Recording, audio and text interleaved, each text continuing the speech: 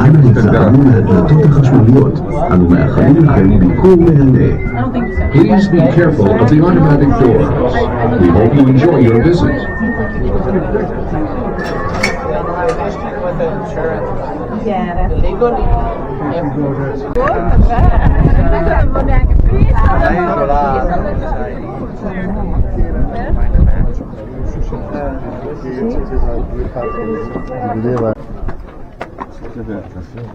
Coffee.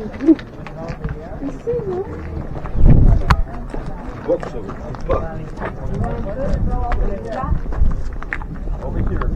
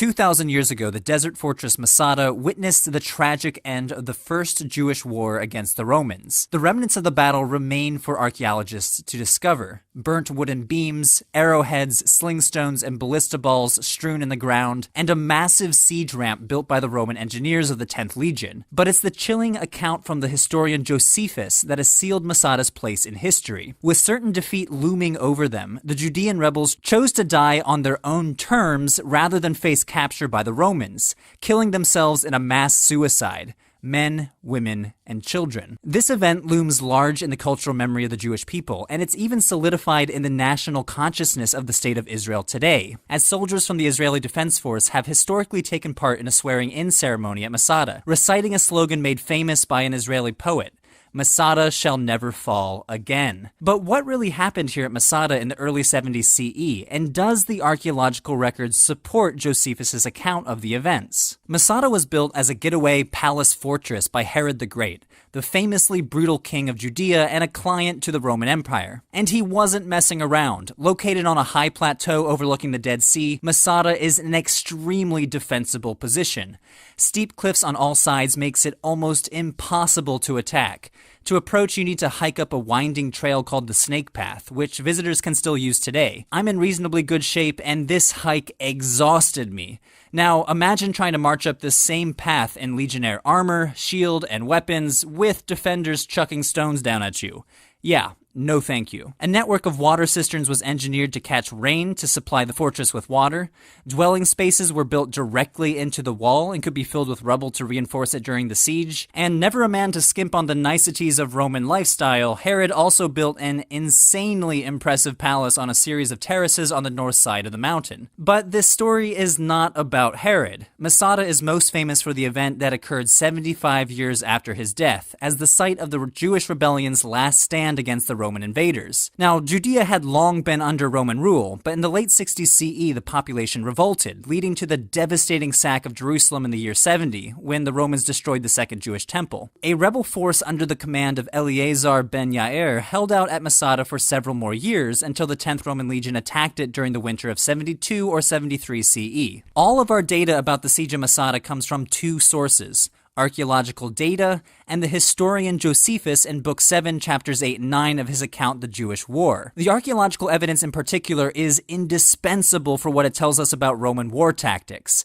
Even today, you can see the remnants of the siege, in what the archaeologist Gwyn Davies calls the most complete surviving siege system of the ancient world. It includes a series of encampments built around the plateau. Here's one, here's another, and another. 8 camps in all, where the Roman soldiers and field engineers lived during the siege. When I visited the site, I couldn't help but imagine what it would have been like to be a Judean defender of this fortress. Sure, you're perched up way up high in a super defensible position, but you're looking down at a bunch of Roman camps filled with legionnaires.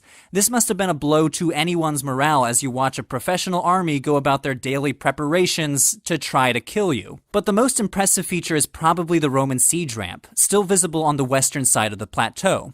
Since it was nearly impossible to march in formation up the Snake Path, and since the rebels were well supplied with both food and water, the Romans must have decided it would be easier to build their own artificial road to get soldiers and siege machinery up to the wall itself for a full frontal assault. And that's exactly what they did. The Roman engineers piled up earth to the wall, built an ironclad siege tower 30 meters tall, at least according to Josephus, and topped it with a battering ram. But, according to Josephus, the siege came to a bitter and unexpected end. He reports that after the Romans had battered through the wall and a full-scale invasion of the fortress appeared imminent, the Jewish commander Eleazar convinced his men to commit mass suicide in order to avoid capture. But rather than kill themselves and their wives and children individually, the men drew lots to designate 10 among them to kill everyone else. After this, these 10 men drew lots again to choose one man to kill the other 9, leaving only one to kill himself. So, for what it's worth, technically only one person killed himself, according to Josephus. When the Romans finally overtook the fortress, they found everyone dead, except for a handful of women and children who had hid themselves in a cave. But as the only source of this event, we can't be 100% sure of its accuracy. Josephus wasn't there, and he claims to have learned this story second or third hand, presumably from the women who hid themselves or the Romans that they reported the story to. Moreover, Josephus seems to have liked to embellish his stories. After all, he was motivated to tell a good story for his audience. Mass suicides in particular appear throughout his history, as he frequently describes Judean soldiers committing suicide rather than being taken captive by the Romans, such as at a battle at the town of Gamla, where the defenders decided to throw themselves off a cliff rather than lose to the Romans. And this raises the question, was mass suicide by Judean defenders really such a common practice? Or was this rather a favorite literary trope that Josephus uses to paint the Judeans in a heroic light? Now, archaeological evidence doesn't give us any definitive answers one way or another. Archaeologists have discovered a dozen pottery shards with Jewish names on them, including the name Ben Yair itself, which some have interpreted as the actual lots that were drawn to choose the 10 men to kill everyone else. Archaeologists also discovered 3 skeletons in the lowest terrace of the northern palace complex, a man, a woman, and a child, and they presumably died violently. The man was near scales of armor, and the woman's hair and sandals were still intact, which can still be seen in the Israel Museum today. The original excavator interpreted this as the family of the final man standing, but there's no way to confirm this. To make matters even more complicated, the Romans would have probably removed any dead bodies, since they stationed a garrison there right after taking the fortress, and this would have left no evidence for archaeologists to find 2,000 years later. Other data suggests that the defenders fought to the bitter end rather than committing suicide. Some archaeologists have interpreted a mound of dirt against the northern palace complex as evidence that the Romans built yet another siege ramp once they entered the fortress, which would make sense if the defenders had retreated to the palace for a desperate last stand. In the end, archaeology cannot corroborate the finer-grained details of Josephus's account, though we should at least recognize that his account and the archaeology do agree insofar as the Roman siege works are concerned. For the rest of the story, we just need to trust Josephus at his word. Today, Masada is the most visited tourist site in Israel, and I'm not surprised. It's amazing. You can stargaze there, you can ride a cool cable car up to the top to skip the ridiculously tiring snake path, and you can look out over the Dead Sea for an impressive desert panorama. But as someone who studies ancient history, I couldn't stop an eerie feeling come over me as I wandered around the site. Whenever I visit an ancient town or village, I always try to imagine what it was like to live there.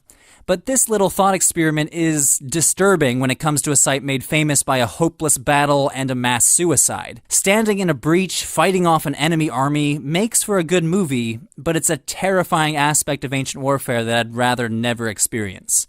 As always, thanks for watching.